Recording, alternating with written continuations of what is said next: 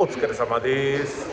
Y bueno, el día de hoy está lloviendo aquí en Tokio, por lo cual grabar afuera es un poco complicado, pero de todas maneras vamos a intentar tener una de nuestras famosísimas charlas.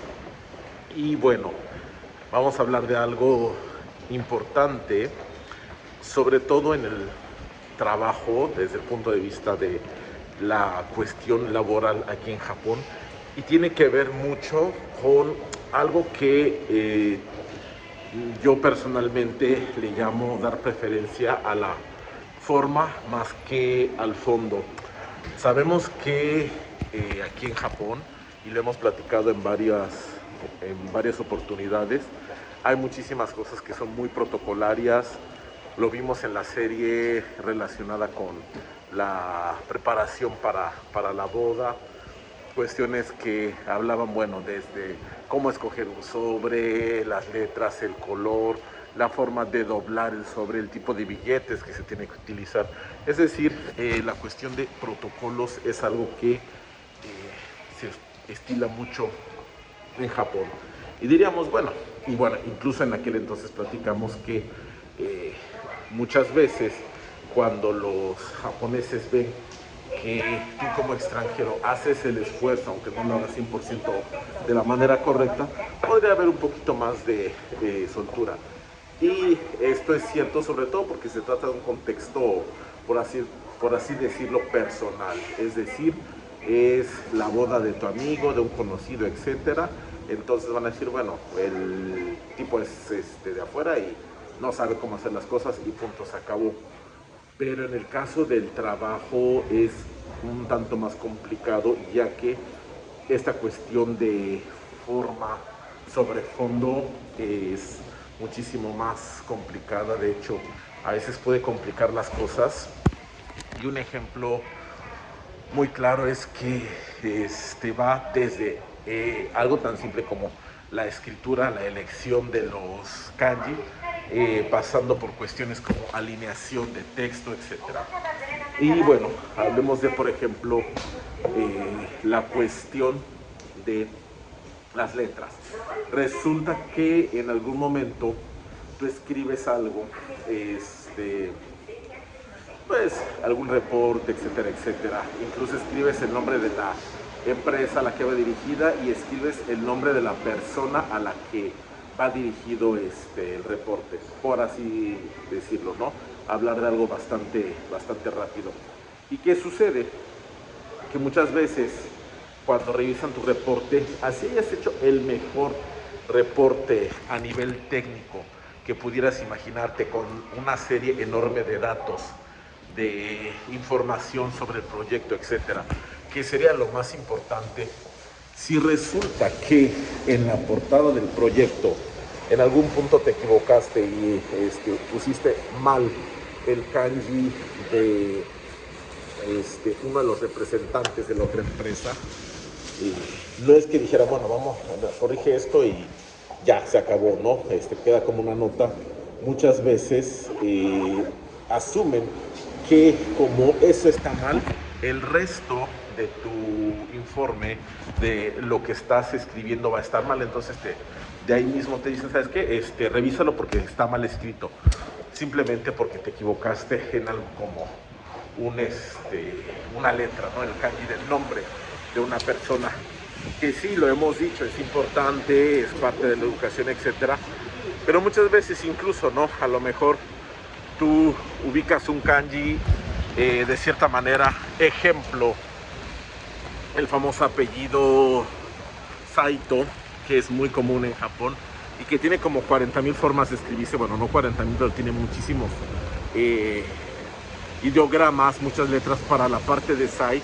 Y a lo mejor tú no realmente, al momento de escoger, no supiste cuál era de todas las opciones que había y lo pusiste simplemente, pues, para no dejar, etcétera, etcétera. A lo mejor no tienes con quién preguntar. O igual, alguien anteriormente se equivocó y tú lo copiaste de un correo, etcétera, mil razones. pero resulta que la persona que lo está viendo, el Jack Twin, la persona dice, uy, no, el nombre de señor Seiko está mal, todo esto está mal. Eso puede llegar a suceder y puede ser un poco frustrante porque asumen que de entrada ya está mal todo el reporte, el informe, el proyecto, simplemente porque te equivocaste con una sola letra. Otra cuestión que también, no que sea tanto por error, sino por una cuestión de cómo se ve, una vez más haciendo patente este hecho de que a veces la forma les importa más que el fondo. Puedes, por ejemplo, estar exponiendo, y a lo mejor es una exposición interna, algunas cantidades, ¿no? Llamémosle costos, llamémosle información sobre el número de equipos, no sé, memoria que queda en la computadora, lo que tú quieras. Pero resulta que una de dos, o pones los números, a lo mejor no estás acostumbrado, no eres de los que pone la coma de separación cada 3 cifras para los millares. Entonces para ellos ya, no, es que está mal, a ver, ibas a presentar, pero corrige porque los números están mal. No que los números en sí, los datos estén mal, sino que la forma en la que los estás presentando y en la que los están visualizando no les gusta. Entonces eso también da para que algunas cuestiones se tengan por ahí como se den por incorrectas y bueno, te hagan volver a hacerlo. Otra, por ejemplo, con los números, sobre todo con los teclados japoneses, es el ancho de las letras, el ancho de los números.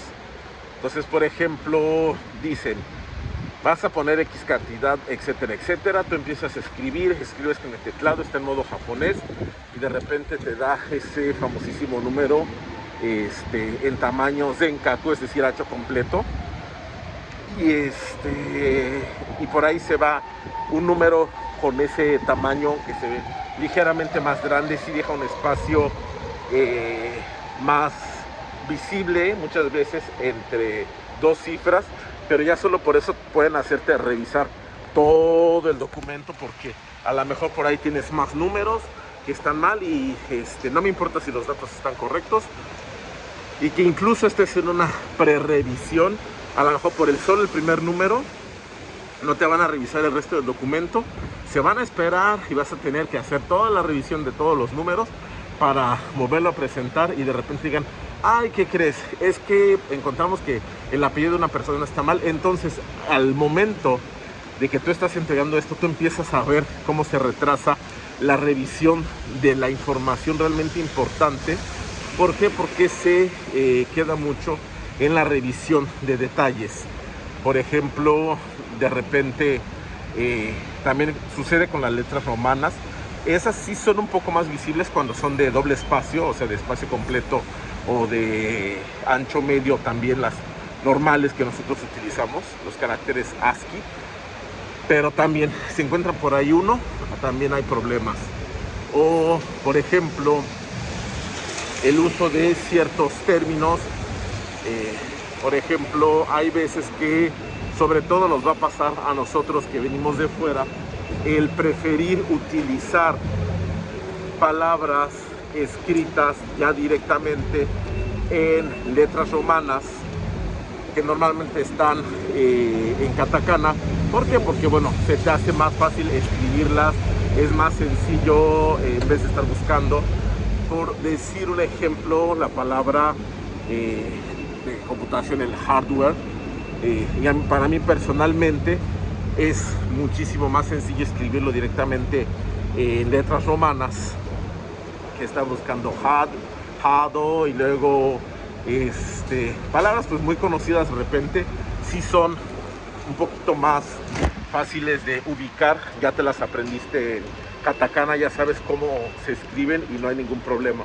Pero hay unas que pueden ser conceptos que están surgiendo, que también tú conoces por lo que lees, etcétera, directamente ya escritas en letras romanas, pero que en un momento determinado ellos dicen, no, escríbelo en katakana para que lo podamos leer.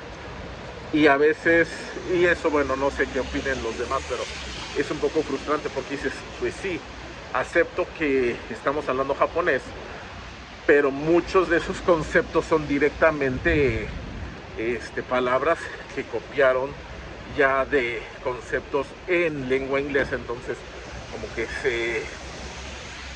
se esperaría o se entendería que por lo menos fuera comprensible para ellos, ¿no? Pero aún así te piden que lo cambies porque si no, no pueden leer el resto del documento porque usaste tus palabras mal escritas en letra romana.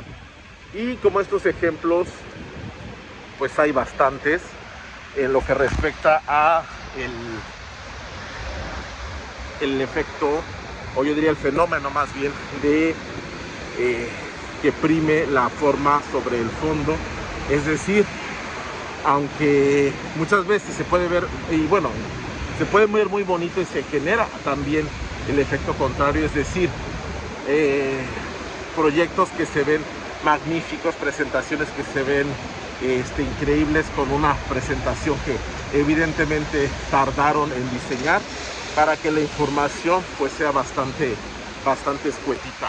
Pero bueno, es algo que se ve en el mundo laboral japonés y pues muchas veces no queda más que, pues diríamos, aguantarse, ¿no? O sea, simplemente adaptarse.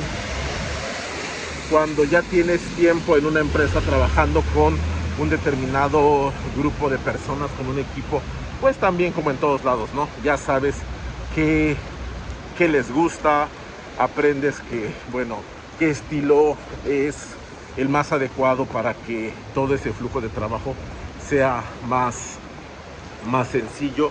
Y pues bueno, siempre eso es parte de el trabajar en empresas japonesas. Bueno, por lo menos en la experiencia que he tenido en bastantes de ellas, siempre ha sido algo que es muy común, que la forma sea más importante que el fondo. Pero bueno, si alguien tiene alguna experiencia distinta en ese sentido, pues sería interesante que se platicara.